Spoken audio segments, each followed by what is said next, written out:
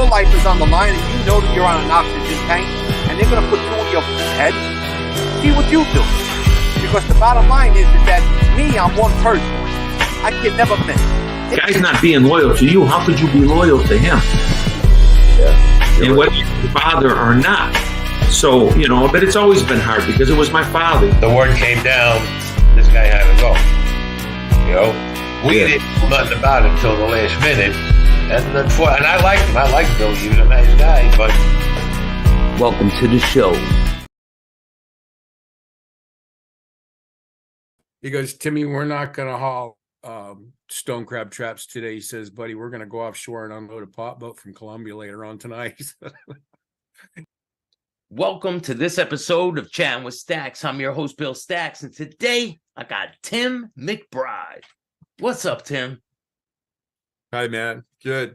How you hanging been? Out, man. Down here in Florida, beating the heat. No hurricanes yet, huh? No, thank God. You know, I mean, you know, they just get worse every year because, you know, we're really fucking this planet up, man, big time. Our progenitors, you know, put us on the threshold of, you know, what we're seeing right now. So yeah, it's kind of a bitch, but you know, all you can do for now is take it in stride, man. You know, so deal with the hot days. Definitely.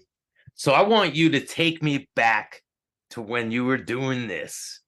I want you to walk me through a day when you would be going to handle business. When you wake up in the morning, what do you do?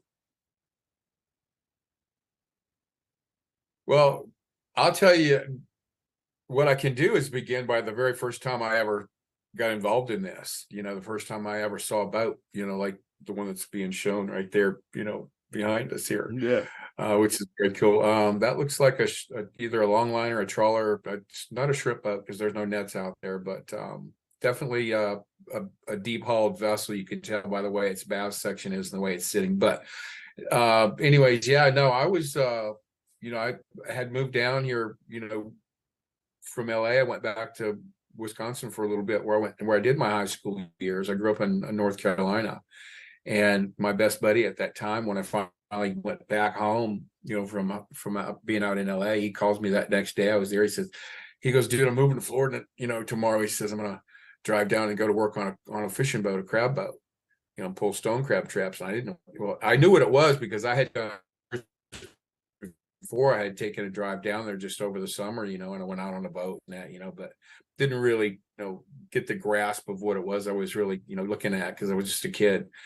And he said, did you want to go? And I said, you know, hell yeah, man. So I just packed all my shit, my Mustang, and off we went and wound up, you know, a couple of days later at the dead end of Highway 29 down here in the Everglades. And the highway dead ends on a little tiny island, 139 acre little slice of paradise called Chokoloskee Island.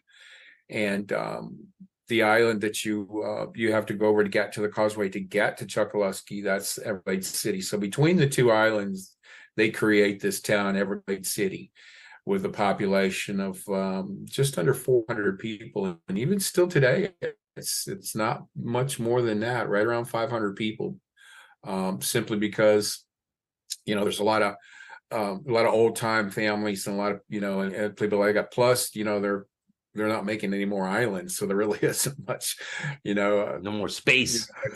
Yeah, there's no space to put any more shit. You know, wherever you can put some shit, there's probably some shit there by now, you know, which is too bad because back in, you know, I was growing up and around on the island, there were still areas on, you know, on Chokoloskee Island where, you know, that you know, were wooded. You can walk through a stretch of woods just to get to the other side of the island. And you know, the typical beach or the, you know, island attire or accoutrement, if you will, was, you know, pair of cut off jeans and, you know, and bare feet, man. That's just how, that's how we got around. Bicycle or golf cart, you know, or you walked, you know, because it was less than a football field across the island, you know, to anybody's house you wanted to go to. But we had got down there and he was, you know, ready to work on the boat. And I began by you know, I didn't really originally have a job on the boat. Up and his brother and sister-in-law, who were the reason why he moved down, because they ran the only fish house on the island at the time, his sister and brother-in-law. So the brother-in-law was a native, knew everybody. He grew up around here. So when we showed up out of town,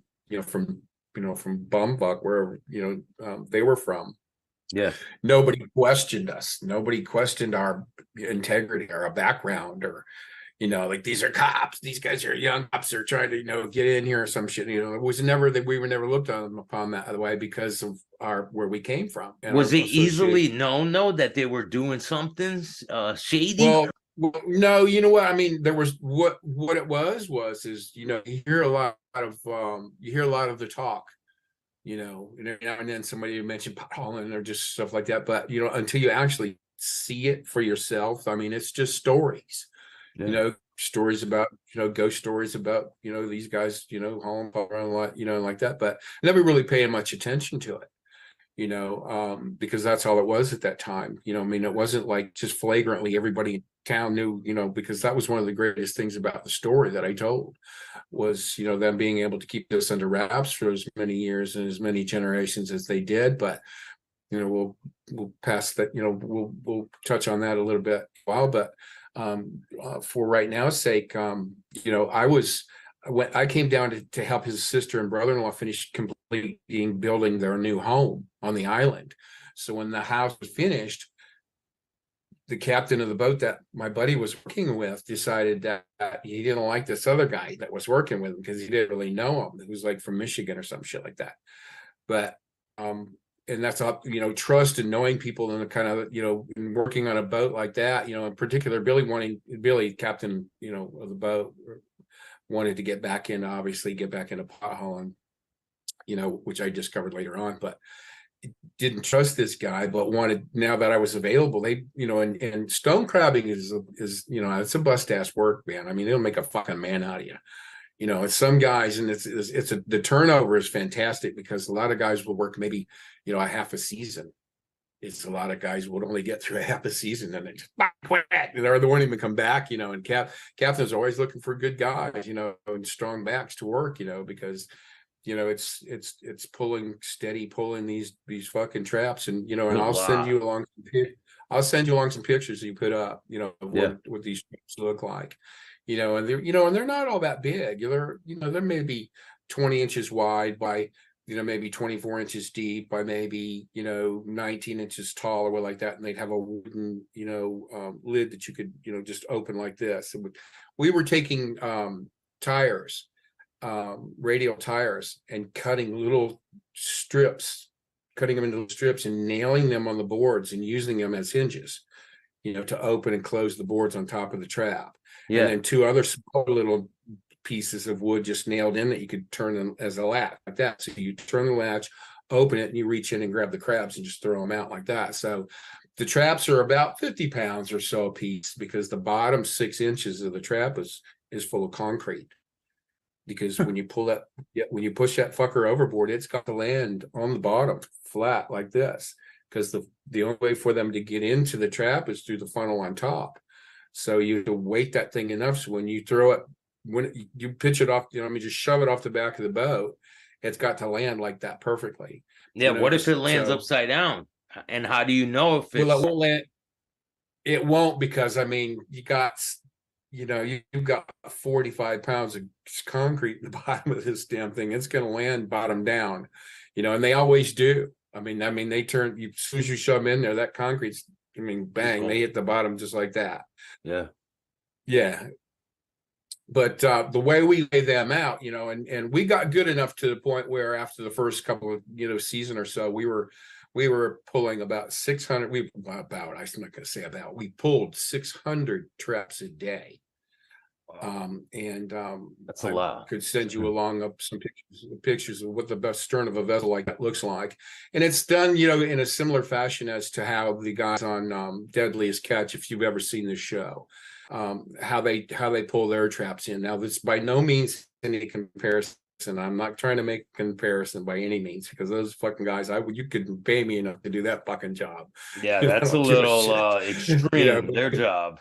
A little. Yeah, that's extreme, and it's fucking cold, and our season is through the winter months. It's cold enough as it is. Was there an arm on your boat, or no? No. Okay. There's a the only arm that's sticking out is a bit of a that goes up and goes over and has block and tackle attached to the end of it. This is this kind of like it. That's a shrimp boat. You can tell by the rigging and the netting off the side of the boat. And they'll drag these big nets off both sides of the boat. They'll drag those through the water for hours on end, and they're just scooping up. See, now that is more closer to a crab boat right there, because you can see what they've got stacked on the back there. Now those don't look like regular crab traps. There's some other kind of trap. They may be for somewhere up in the northwest or somewhere like that. They catch the round Dungeness crabs, and a lot of those round. I think those traps are round, and that's what those look like. But it's very similar. I mean, All right, I have a picture of one. You have a picture of a stone crab vessel. No, I have another one coming up. Okay. I typed in Florida. More like this. That's exactly it. Right Okay. there. Exactly. And you see the guys standing on the stern. Now, those are the two guys that are working right side and left side. And you see the padding on the back of the boat. You see those two marks on the back of the boat on the stern on the very back. Those, when you pull the trap up, and I think you can see just barely over the guy more toward the stern. You see over his shoulder that little piece of arms, that metal piece sticking out. It looks like a window building in the back, but it's actually a bar sticking out. That would have a block and tackle tied, or on the end of it, swinging. So what they do is that boat would, one man on one side of the stern, one guy on the other side of the stern, and each of them have, now when I relate this to the show ladies catch, they have that when they throw their grapple hook. I mean, they're using two big bags. This is the tackle, right? The block that they pull up the things with. This is a smaller version of a crab boat. This is a one-man version of it. Exactly. But our boats are a lot bigger. Like we see the boats in the background, a little bit bigger like that. And when you have twin pullers on the stern, you have a guy on the port stern and a guy on the starboard stern. And what happens is now what they're fishing, that's perfect. That's a typical crab boat, but what they have on board right there are lobster traps. They're going down to the bay to fish lobster in the Florida Bay. The reason I know that is because of the size of the trap. But still, you use all kinds of different boats over the years, right? Yeah, that's a stone crab vessel, as well as a lobster vessel, because ours doubled as stone crab during the summer. Stone crab season is only from October 15th to May 15th. And then from that point on through the summer, when you're not working and preparing your stone crab traps for the next season, you're taking those things down to the Florida Bay, which is only, an 80-mile trip down there. We only had 1,000 of these, and we put those out, and we catch lobster, Florida lobster, crawfish, we call them, during the summer times. And we'd go down maybe every 2 weeks, and pull them twice a month like that. They would soak like that. But that was always a fun trip, just to do that. But yes, this is the type of vessel. And you can see on the stern, you see that metal thing with the rounded edges on the top, rounded corners. Exactly. That piece right there. That's what that's a newer version of that just started coming into style, as we were phasing out these, the new generations and stuff are using these newer techniques and stuff like that. The trap would actually hit the back of that when you pull it onto the boat. You'll see the block and tackle hanging just above it.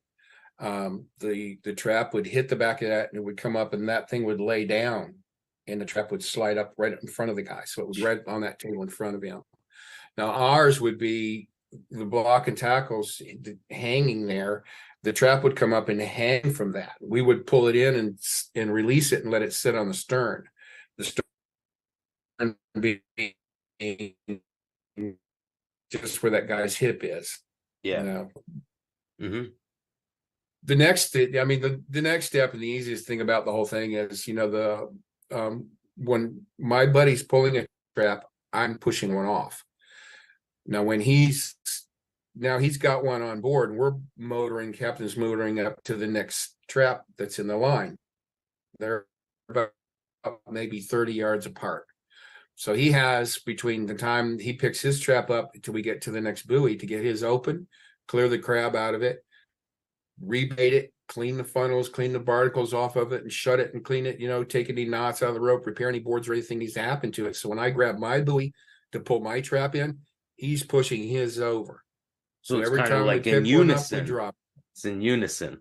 Yeah, Picking up these drops. I get one, he drops one in its place. So there's always one put back where the other one's picked up from. Yeah. And that we would pull half the line, 300 traps, and typically that would run half a line would run anywhere from 70 to 20 miles till you get to the end buoy. We couldn't wait to see that end, when that buoy with a stick in the end of it, and we're not using the great big giant bags like they do on those big giant commercials. We're using a styrofoam about the size of a soccer ball that has our number melted into it, that we can tell that's ours. People steal these traps and things and do things like that out there happen.